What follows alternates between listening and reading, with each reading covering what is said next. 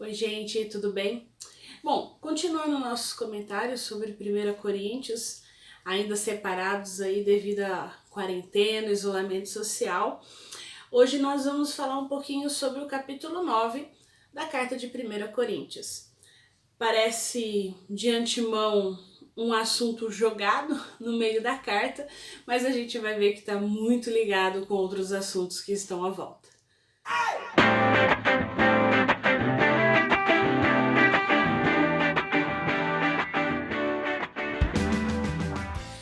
Nós vimos no último vídeo com o reverendo Andrés sobre a questão do amor estar acima do conhecimento e sobre a questão dos ídolos e dos sacrifícios e como Paulo exorta os coríntios a trabalhar essa questão.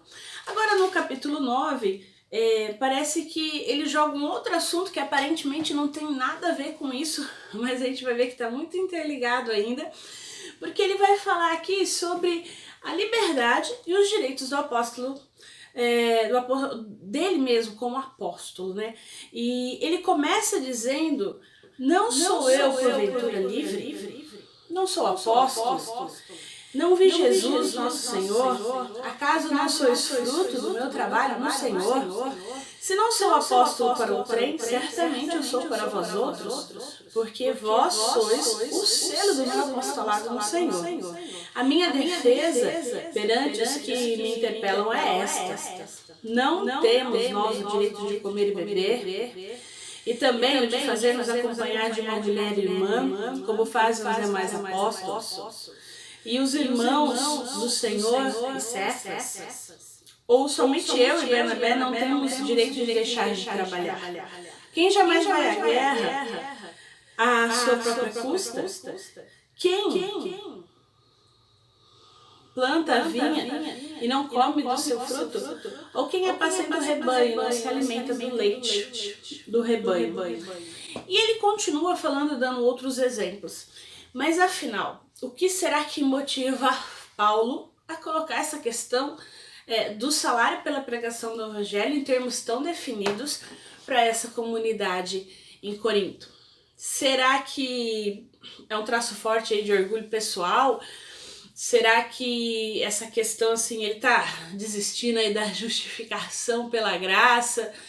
Tá precisando gloriar-se com a sua obra aí porque ele tem mérito e ele deveria receber dinheiro pela pregação, pelo que ele faz? Será que Paulo ele insiste aí nessa atitude de decorrência por ocasião da conversão de várias pessoas e que ele teria algum direito? Será que, sei lá, Paulo tá com a consciência aí meio pesada, né? Porque talvez ele teria se sentido obrigado a anunciar o evangelho e fez isso gratuitamente, trabalhando o dobro do que todos, e agora ele espera alguma compensação. O que seria? Né? O que na verdade Paulo está querendo falar e querendo trabalhar aqui nesse capítulo? Nós poderíamos apontar algumas questões. Paulo ele vem trabalhar a questão de que aquele que trabalha no evangelho é digno de apoio. E a gente pode apontar por esse trecho inicial, né, não só esses versículos que eu li, mas até o 14, que ele vem falar de duas coisas básicas: o direito do apóstolo receber o salário da igreja, e depois ele defende o direito de recusar o suporte financeiro da igreja. Então ele vem trabalhar aqui, na verdade, a questão da liberdade. A questão da liberdade, porque ser livre, né, era uma questão que na filosofia, né, queria dizer que era livre de falsos valores, de preocupações com posses, e isso era algo importante, porque também era ser livre da opinião dos outros. Então, como não recebia de ninguém, poderia se falar o que quisesse. Então a ideia da liberdade de forma geral, ela tá ligada à autoridade e direito, né? Eu tenho a liberdade, eu tenho o direito, eu tenho autoridade, e aí a questão de exercer essa própria liberdade, Paulo vem falar que ela só é possível se sacrificar alguns direitos. E esse paradoxo é muito interessante. Mas para isso, primeiro, para essa questão da liberdade, ele vem defender diante daquela sociedade, diante daquelas pessoas, lembrando que a sociedade de Corinto tinha todo um contexto bem interessante, que nós já vimos várias vezes, mas falando da igreja. Dentro da igreja nós tínhamos duas classes sociais, basicamente. Nós tínhamos aqueles mais pobres e tínhamos aqueles mais ricos, mais abastados. E os mais abastados geralmente questionavam Paulo, questionavam muitas coisas no que diz respeito à questão dele trabalhar, por exemplo, com tendas e não receber aquilo que lhe era direito, enfim. Então, diante de todos esses questionamentos, ele vem trabalhar a questão que ele teria direito sim, né? E ele vai falar assim, se nós vemos aqui o comecinho, ele vai falar, a primeira coisa, para vocês que dizem que eu não sou apóstolo, eu tenho direito a receber porque eu sou apóstolo. E ele usa como parâmetro a questão que está lá em Atos 1, 21, 22, que diz o seguinte, o que era necessário para uma pessoa ser considerada apóstolo. Diz assim lá, é necessário que dos homens que nos acompanham todo o tempo que o Senhor Jesus andou entre nós, começando no batismo de João, até o dia em que entre nós foi levado às alturas, um destes se torne testemunha conosco da sua ressurreição. Então, isso foi na escolha de Matias, substituto de Judas. Ou seja, um apóstolo era alguém que tinha visto Jesus pessoalmente, que tinha dado testemunho da sua ressurreição. E ele afirma isso, se a gente for ver lá no capítulo 15, no verso 8, de que Jesus foi visto por vários, e inclusive ele foi o último que viu Jesus no caminho de Damasco.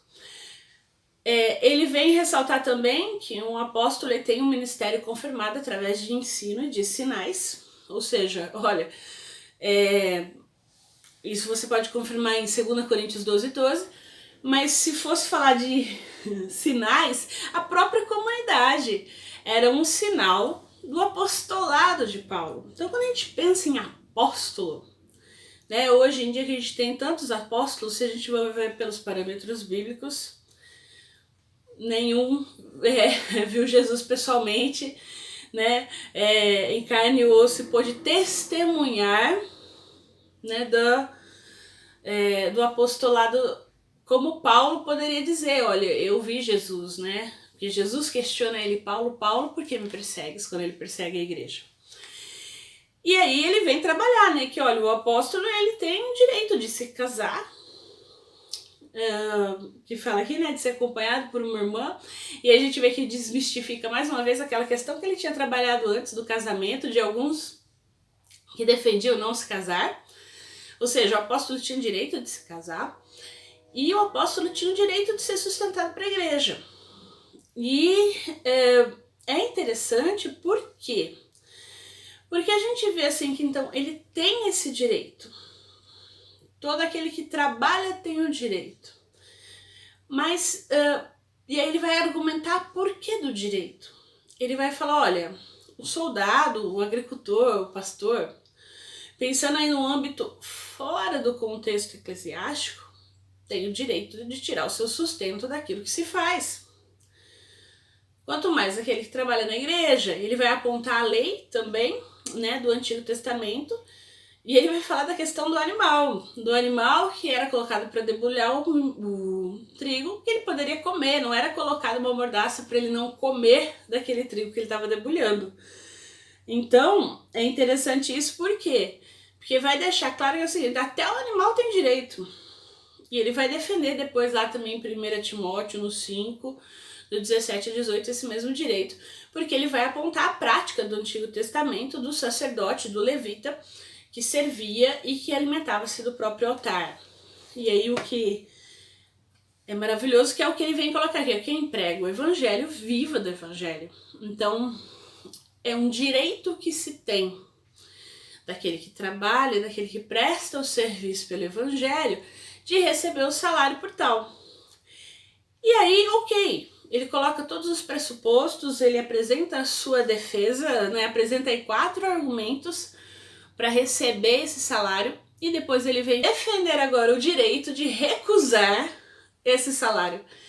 Ele veio falar, olha, eu teria direito de receber, mas, no entanto, eu também tenho o direito de falar que eu não quero. Então, é a liberdade e o amor como parâmetro, que foi levantado lá no capítulo 8, como a gente viu com o reverendo Andrés, que balanceou aí direito com disciplina. A gente vê aquele grupo dos mais fortes, dos mais fracos, aquele grupo em que o conhecimento é que balizava a sua forma de entender e ver o mundo, e aquele que são os fracos e que tinha a facilidade de se escandalizar mais facilmente. Então a gente vê que Paulo aqui, ele defende aqui uma ética que leva em conta apenas o conhecimento e deixa o amor de lado.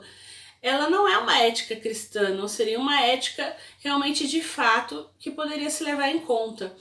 E aí ele vai apresentar 3 razões para não receber o auxílio financeiro dos coríntios.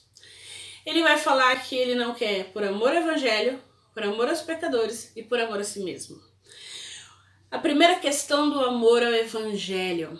Ele entende que o evangelho não é um produto de mercado.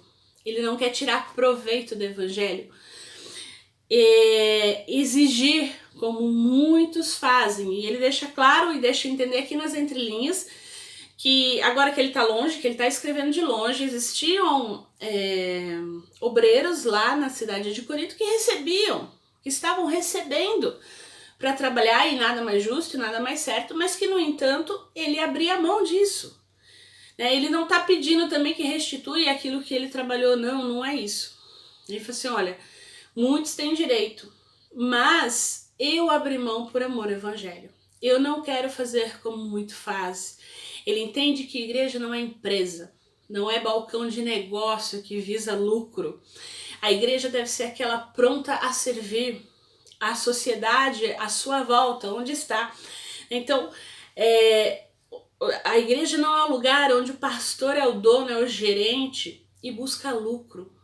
É isso que ele quer trabalhar aqui. Que existiam aqueles que amavam mais o dinheiro do que a verdade.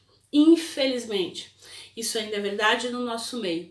Nós vemos pessoas que servem, que se dizem apóstolos, visto que nós já vimos os parâmetros aqui para apóstolos, que usam de má fé e que utilizam-se da fraqueza de alguns para ter lucro, para vender semente de cura do Covid por R$1.000, para alugar seus templos com valores exorbitantes para o Estado poder fazer hospitais. Então, assim, nós precisamos realmente repensar o contexto de igreja. Para quê? Por amor ao evangelho, será que a gente tem coragem de abrir mão de algumas coisas? Porque, na verdade, essas coisas, essa visão de lucro, essa visão de negócio, envergonham o evangelho. Então, por amor ao evangelho, Paulo, naquele momento, abre mão do direito que ele tinha. Será que hoje nós, como igreja brasileira, no nosso contexto, estamos fazendo isso? Vale o questionamento. Segundo, ele abre mão, então, do seu direito por amor aos pecadores. Ele quer ser livre de todos. E o que ele faz? Ao invés de, não recebo de ninguém, então tô de boa. Não, ele se faz escravo de todos. E aqui é interessante porque às vezes a gente pode ler isso, né? Que quando ele fala, eu me fiz fraco com os fracos, forte com os fortes, e a gente achar aí que Paulo é o camaleão, então você pode adaptar e apresentar o evangelho como você quiser. Não é isso. O que ele está querendo trabalhar aqui é a questão da maleabilidade, de adaptar a forma como se apresenta o evangelho. Ou seja, não é a mensagem, não é o conteúdo da mensagem de que nós somos pecadores, que nós somos corruptos e que a gente precisa da graça de Deus para podermos ser salvos, que nós não podemos nos salvar por nós mesmos, mas é a forma, é como ele apresenta o evangelho. Quando ele vai apresentar para os judeus, ele vai começar a falar pela lei, vai trabalhar a questão da lei, e para que aqueles judeus possam entender o que ele está querendo dizer. Quando ele vai falar com os gentios, ele começa por outra pegada, ele vai falar da criação do mundo, enfim. é quando nós vamos apresentar o Evangelho. Quando nós nos encontramos, por exemplo, hoje em dia com algumas pessoas, nós não temos a mesma abordagem, ou pelo menos não deveríamos. Por quê? Porque cada pessoa tem um arcabouço cultural diferente, ela tem parâmetros de vida diferentes. Então, quando eu apresento o Evangelho para as mais diversas pessoas, cada uma delas a gente vai apresentar de uma forma diferente.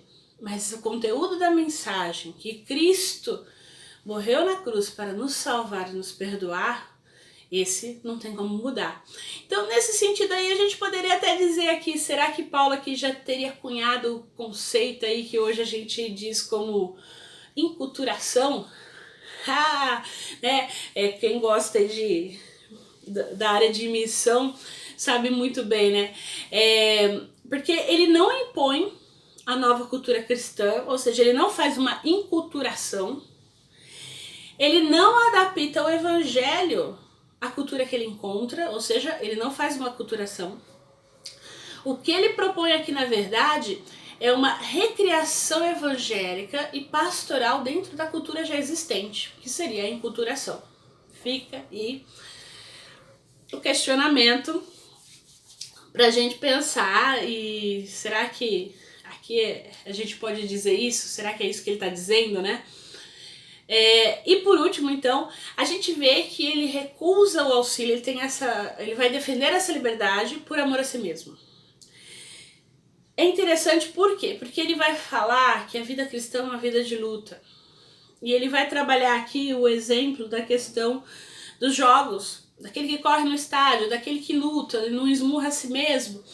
É importante lembrar que a cidade de Corinto, depois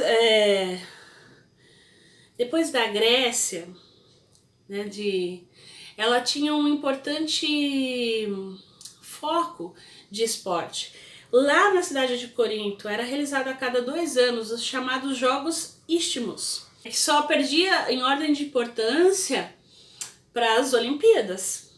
Então, o que acontecia? Lá tinha-se os jogos e todo aquele que vencia os jogos ganhava a coroa. Então aqui o termo coroa, guirlanda, sentido figurado, também ocorre em outros textos que a gente conhece.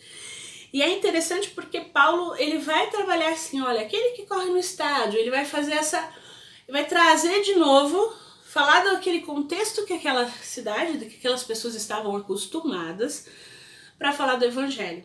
Então, um atleta mal treinado não corre a corrida. Um lutador mal treinado não luta a sua luta. Ele vai falar aí dos pugilistas que socam o próprio ar, que faz parte do treinamento. E naquela época, a questão do treinamento aqui dos pugilistas e a luta era bem mais violenta do que é hoje, porque só não valia morder e furar o olho. Do resto, era meio que uma luta livre, era um negócio meio pesado. Eles amarravam as faixas aqui no antebraço, deixavam só as pontas dos dedos. E essa ideia de esmurrar o ar era do treinamento, porque na hora que chegasse a luta, valia tudo, né? Então, assim, o que ele vem trabalhar? Olha, o atleta que corre, aquele que luta, o que ele tem? É questão da disciplina, de abrir mão das coisas boas, de comer à vontade, de deixar, de se dar aos prazeres da vida, para quê? Para treinar, para poder vencer. Então ele vem trabalhar aqui que é importante isso, e ter uma meta, saber onde se quer chegar, mirar o alvo e correr. O cara que está correndo no estádio não está preocupado com quem está torcendo, com quem está gritando. Ou seja, a pessoa tem meta e ela tem domínio próprio. Por isso essa ideia de esmurrar o próprio corpo. Por quê? Para chegar no fim, receber a coroa. Qual é o objetivo de Paulo aqui como aquele que prega o evangelho? Não é receber os títulos, não é receber os elogios. É chegar no final e saber que agradou o Senhor. Não é a questão aqui, não é perder a salvação. Não é isso. Mas é como terminar o seu apostolado, como terminar o seu ministério. Ele vem trabalhar essa questão da qualificação no ministério. A coroa de louro, essa coroa incorruptível. E aí vale para a gente refletir nós como ministros, como pastores do evangelho, como presbíteros, diáconos, você que tem um ministério na tua igreja, seja ele qual for, ao longo do trajeto nós vamos ter várias possíveis distrações, né, na nossa corrida da fé. Mas o que nós estamos fazendo para mantermos firmes a meta, firmes o foco? Será que nós estamos aí esmurrando o nosso próprio corpo, os nossos desejos, as nossas vontades? Porque é muito fácil abrir mão de algumas coisas. Hoje eu não vou no ensaio. E aí chega no domingo, canta horrível lá na frente. Será que Deus se agrada disso? Pode parecer coisa, mas são essas coisas pequenas que tornam o nosso ministério desqualificado. É deixar de estudar, deixar de ler, deixar de buscar um novo curso, uma nova qualificação, deixar de buscar em oração. Porque nós pensamos aqui sempre no pior, né? Naquele que se desvia por uma questão de pecado.